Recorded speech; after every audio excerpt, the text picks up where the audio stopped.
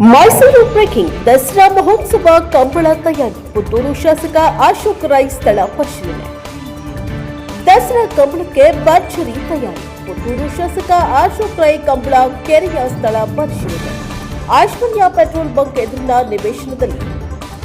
ನಮಸ್ಕಾರ ಪ್ರಜಾಪತ್ರ ಟಿವಿ ವೀಕ್ಷಕರೇ, ದಸರಾ ಮಹೋತ್ಸವದ ಸಂಭ್ರಮ ಮೈಸೂರಿನಲ್ಲೂ ಮನೆ ಮಾಡಿದೆ.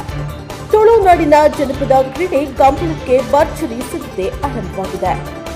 ಪುತ್ತೂರಿನ ಶಾಸಕರಾದ ಅಶೋಕ್ ರೈ ಅವರು ದಸರಾ ಮಹೋತ್ಸವದ ಅಂಗವಾಗಿ ನಡೆಯಲಿರುವ ಕಂಬಳ ಕೆರೆಯ ಸಂಬಂಧ ಇಂದು ಸ್ಥಳ ಪರಿಶೀಲನೆ ನಡೆಸಿದರು.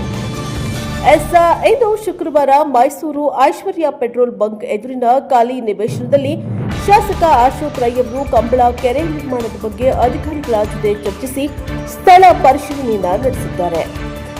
ದಸರಾ ಮಹೋತ್ಸವದ ಅಂಗವಾಗಿ ಕರಾವಳಿಯ ಹೆಮ್ಮೆಯ ಕ್ರೀಡೆ ಕಂಬಳ ಆಯೋಜನೆಗೆ ಮೈಸೂರಿನಲ್ಲಿ ಬದ್ಧ ಸಿದ್ಧತೆ ನಡೆಯುತ್ತಿದೆ.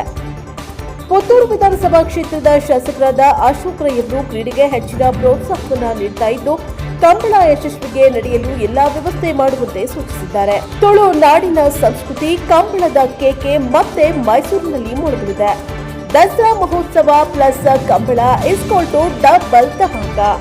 Bureau report K Kantiraju, Prajapatra TV, Mysuru. ಮಾಡಬೇಕು ಅಂತ ಯೋಜನೆಯನ್ನು ಹಾಕೊಂಡಿದ್ರು.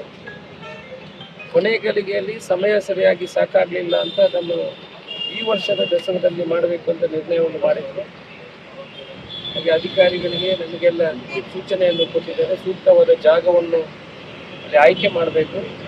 ಯಾವುದೇ ಜನಗಳಿಗೆ ತೊಂದರೆ ಆಗ್ಬೋದು. ಅಂದರೆ ಬೆಂಗಳೂರು ಕಂಬಳದಲ್ಲಿ ಸುಮಾರು 25-30 ಲಕ್ಷ ಜನ ಬಂದಿದ್ದಾರೆ. ಭಾರಿ ಕ್ರೌಡೆಡ್ ಆಗಿದ್ದು ಕೂಡ ಯಾವುದೇ ರೀತಿಯ ತೊಂದರೆಗಳಾಗದೆ ಜನಗಳಿಗೆ ಒಂದು ಕುಟುಂಬ ಸಮೇತರಾಗಿ ಕಂಬಳವನ್ನು ವೀಕ್ಷಣೆ ಮಾಡುವಂಥ ಅವಕಾಶವನ್ನು ಕಲ್ಪಿಸಬೇಕು. ನೀವು ಹೋಗಿ ಜಾಗ ವೀಕ್ಷಣೆ ಮಾಡಬೇಕು ಅನ್ನುವ ವಿಚಾರವನ್ನು ನಮಗೆ ತಿಳಿಸಿದ್ದಾರೆ. ಆ ಪ್ರಕಾರ ಇವತ್ತು ನಾವು ಬೆಳಿಗ್ಗೆ ಚಾಮುಂಡೇಶ್ವರಿಯ ದರ್ಶನ ಮಾಡಿ ಪ್ರಸಾದವನ್ನು ಸ್ವೀಕಾರ ಮಾಡಿ 2 ಜಾಗವನ್ನು ಈಗ ನೋಡಿದ್ದೇವೆ. ಒಂದು ನಮ್ಮ ಪ್ರೀಮಿಯರ್ ಸ್ಟುಡಿಯೋ, ಈ ಜಾಗ ಪ್ರೀಮಿಯರ್ ಸ್ಟುಡಿಯೋದ ಮೈಸೂರಿನ ಪ್ರೀಮಿಯರ್ ಸ್ಟುಡಿಯೋದ ಹತ್ತಿರ ಇರುವಂಥ ಐಶ್ವರ್ಯ ಪೆಟ್ರೋಲ್ ಪಂಪಿನ ಹತ್ತಿರ ಇರುವಂಥ ಜಾಗ.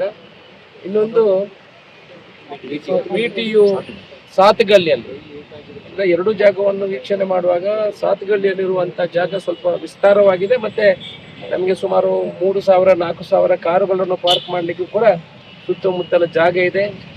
ಅದರ ಪಕ್ಕದಲ್ಲಿ ಇನ್ನೊಂದು ದಸರಾ, ಯುವ ದಸರಾ ಕೂಡ 1 ಕಿಲೋಮೀಟರ್ ದೂರದಲ್ಲಿ ನಡೀತದೆ.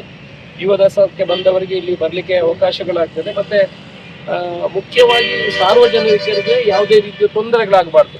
ಕಂಬಳ ಮಾಡೋದರಿಂದ ಸಾರ್ವಜನಿಕರು ಹೋಗುವವರಿಗೆ ಟ್ರಾಫಿಕ್ ಬ್ಲಾಕ್ ಆಗಬಾರ್ದು, ಮತ್ತು ಯಾವುದೇ ತೊಂದರೆಗಳಾಗಬಾರ್ದು. ಆ ದೃಷ್ಟಿಕೋನ ಇಟ್ಕೊಂಡು ನಾವು ಆ ಜಾಗದ ಒಂದು ಸಿಲೆಕ್ಟ್ ಮಾಡುವ ಹಂತದಲ್ಲಿದ್ದೇವೆ. ಆದರೆ ಯಾವುದನ್ನು ಕೂಡ ಎಲ್ಲದನ್ನು ಮೊನ್ನೆ ಮುಖ್ಯಮಂತ್ರಿಯವರಿಗೆ ಬ್ರೀಫ್ ಮಾಡಿ, ಸ್ಕೆಚ್ ಸಮೇತ ಅವರಿಗೆ ಬ್ರೀಫ್ ಮಾಡಿ, ಅವರು ನಮ್ಮ ಹತ್ರ ಏನು ಹೇಳಿದ್ದಾರೆ ಅಂತ ಹೇಳಿದ್ರೆ, ಜನ ದಸರಾ ನೋಡಲಿಕ್ಕೆ ಬರುವವರು ಕಂಬಳ ನೋಡಬೇಕು, ತುಂಬ ದೂರನ ಆಗಬಾರ್ದು, ಅದಕ್ಕೆ ವ್ಯವಸ್ಥಿತ ರೀತಿಯಲ್ಲಿ ಜೋಡಣೆ ಮಾಡಬೇಕು ಅನ್ನೋ ವಿಚಾರವನ್ನು ಹೇಳಿದ್ದಾರೆ. ಆ ಪ್ರಕಾರ ಈ 2 ಜಾಗದಲ್ಲಿ ಅವರಿಗೆ ಸ್ಕೆಚ್ ಪ್ರಕಾರ ಅದನ್ನು ನೋಡಿ ನಮ್ಮ ಪೊಲೀಸ್ ಇಲಾಖೆಯವರು ಕೂಡ SP ಅವರು ಇದ್ದಾರೆ, CCP ಅವರು ಇದ್ದಾರೆ, ಅವರೆಲ್ಲ ಆ ಜಾಗ ಸೂಕ್ತ ಅಂತ ಹೇಳಿದ್ದಾರೆ. ಇಲಾಖೆ DC ಆಫೀಸ್ನವರು ಕೂಡ ಆ ಜಾಗ ಇಲಾಖೆ ಅದು ಮುದು ಅಂತ ಹೇಳಿದ್ದಾರೆ. ಆ ಪ್ರಕಾರ ನಾವು ಅಲ್ಲಿ ಆ ಜಾಗವನ್ನು ಈಗ ಅಂದಾಜು ಮಾಡಿದ್ವಿ. ಈ ಮುಖ್ಯಮಂತ್ರಿಯವರ ಹತ್ರ ಮಾತಾಡಿ ಮುಂದಿನ ಕ್ರಮವನ್ನು ಕೈಗೊಳ್ತೀವಿ. ಈಗ DC ಅವರ ಕಚೇರಿಯಲ್ಲಿ ಕೂಡ ಚರ್ಚೆಯನ್ನು ಮಾಡಿ ಯಾವ ರೀತಿ ಮಾಡಬೇಕು, ಯಾವ ರೀತಿ ಅದು ವ್ಯವಸ್ಥೆ ಮಾಡಬೇಕು, ಗ್ಯಾಲರಿಗಳನ್ನು ಯಾವ ರೀತಿ ಮಾಡಬೇಕು, ಎಷ್ಟು ಜನರು ಬರುವ ನಿರೀಕ್ಷೆಗಳಿದೆ, ಕೋಣೆಗಳು ಎಷ್ಟು ಜನ ಬರ್ಬೋದು, ಯಾವ ರೀತಿ ಬರ್ಬೋದು, ಇದರ ಬಗ್ಗೆ ಚರ್ಚೆ ಮಾಡಿ ಮುಂದೆ ಹಂತವಾಗಿ ಈ ಸಲ ಮೈಸೂರಿನಲ್ಲಿ ವಿಜೃಂಭಣೆಯ ಕಂಬಳವನ್ನು ಮಾಡಿ ಇಡೀ ಈ ಭಾಗದ ಜನರಿಗೂ ಕೂಡ ಕಂಬಳವನ್ನು ತೋರಿಸುವಂತ ಕೆಲಸವನ್ನು ಮಾಡ್ತೇವೆ. ಇದು ಕೋಣಗಳಿಗೆ ಮತ್ತೆ ಮನುಷ್ಯರಿಗೆ ಇರುವಂತ ಪ್ರೀತಿ, ಇದನ್ನು ಇಡೀ ಕುಟುಂಬ ಸಮೇತರಾಗಿ ಬಂದು ನೋಡುವಂತ ಕೆಲಸಗಳಾಗ್ತದೆ. ಕಂಬಳದ ಕೋಣಗಳು ಬರುವಾಗ ಮಡಿಕೇರಿಯಲ್ಲಿ ಅವರಿಗೆ ಒಂದು ಸ್ಟಾಪ್ ಕೊಟ್ಟು ಅಲ್ಲಿ ಮಡಿಕೇರಿಯ ಎಲ್ಲ ವ್ಯವಸ್ಥೆಯನ್ನು ಮಾಡ್ತೇನೆ ಅಂತ ಹೇಳಿದ್ರೆ, ಕೋಣಗಳಿಗೆ ನೀರು ಕೊಡುವಂಥದ್ದು, ಪ್ರಾಣಿಗಳಿಗೆ ಯಾವ ರೀತಿಯ ತೊಂದರೆ ಆಗದ ರೀತಿಯಲ್ಲಿ, ಅದಕ್ಕೆ ಹಿಂಸೆ ಆಗದ ರೀತಿಯಲ್ಲಿ ಅಲ್ಲಿ ಒಂದು 2 ಗಂಟೆ ಅದಕ್ಕೆ ರೆಸ್ಟ್ ಕೊಟ್ಟು ಆನಂತರ ಇಲ್ಲಿ ಬರುವಂತಹ ಕೆಲಸವನ್ನು ಮಾಡ್ತೇವೆ. ಒಂದು ದಿವಸ ಮೊದಲು ಬರ್ತೇವೆ. ಸುಮಾರು 150ರಿಂದ 200 ಜೊತೆ ಕೋಣಗಳು ಈ ಮೈಸೂರಿನ ದಸರಾ ಕಂಬಳೋತ್ಸವದಲ್ಲಿ ಪಾಲ್ಗೊಳ್ತೇವೆ. ವಿಶೇಷ ರೀತಿಯಲ್ಲಿ, ವಿಶಿಷ್ಟ ರೀತಿಯಲ್ಲಿ ಈ ಕಂಬಳವನ್ನು ಇಲ್ಲಿ ಆಯೋಜನೆ ಮಾಡ್ತೀವಿ. 2 ದಿವಸ ನಡೀತದೆ. ನಾವು 17 ಮತ್ತೆ 18 ಮತ್ತೆ 19 ತಾರೀಕಿಗೆ, ಅಂದ್ರೆ ಅಕ್ಟೋಬರ್ 18 ಮತ್ತೆ ಸಂಡೇ ಮತ್ತೆ ಮಂಡೇ 2 ದಿವಸ ಮಾಡುವಂತ ಟೆಂಟೇಟಿವ್ ಡೇಟ್ ಅನ್ನು ಫಿಕ್ಸ್ ಮಾಡಿದ್ದೀವಿ. ಆ 2 ದಿವಸ ಡೇ ಅಂಡ್ ನೈಟ್ ಈ ಕಂಬಳ ನಡೀತದೆ.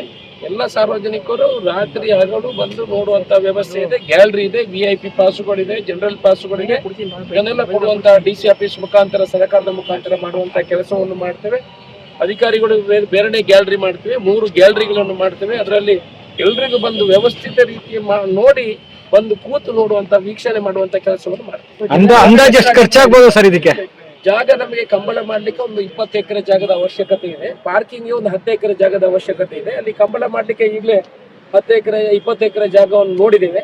ಆನಂತರ ಸ್ಟಾಲ್ಗಳು, ಇದರಲ್ಲಿ ಸ್ಟಾಲ್ಗಳು ಕೂಡ ಹಾಕ್ತೀವಿ. ಇದರಲ್ಲಿ ದಕ್ಷಿಣ ಕನ್ನಡ, ಉಡುಪಿ ಜಿಲ್ಲೆ ಎಲ್ಲ ಆಹಾರ ಪದಾರ್ಥಗಳನ್ನು ಕೂಡ ಜನರಿಗೆ ಪರಿಚಯ ಮಾಡುವಂತ ಕೆಲಸವನ್ನು ಮಾಡ್ತೇವೆ. ಲೋಕಲ್ ಆಹಾರ ಪದಾರ್ಥಗಳು, ಲೋಕಲ್ನವರು ಯಾರಿದ್ದಾರೆ ಆಸಕ್ತರಿದ್ದಾರೆ ಅವರಿಗೂ ಕೂಡ ಅದರಲ್ಲಿ ವ್ಯವಸ್ಥೆಯನ್ನು ಮಾಡಿ ಫುಡ್ ಮೇಲೆ ಕೂಡ ಅದರ ಜೊತೆಗೆ ನಡೆಸುವಂತ ಕೆಲಸವನ್ನು ಮಾಡ್ತೇವೆ.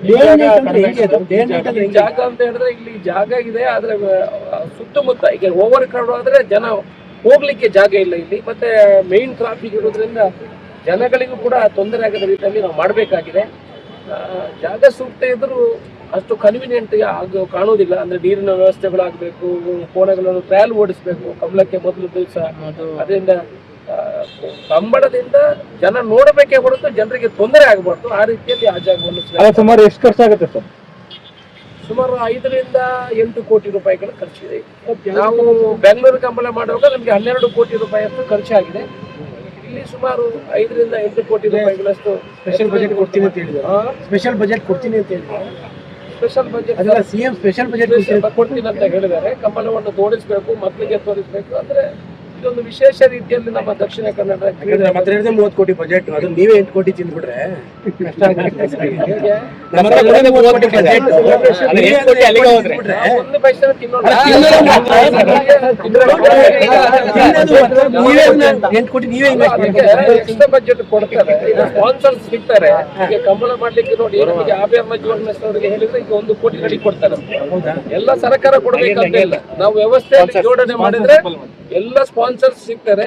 ಮತ್ತೆ ಇದು ವ್ಯವಸ್ಥಿತವಾಗಿ ನಡೀತದೆ.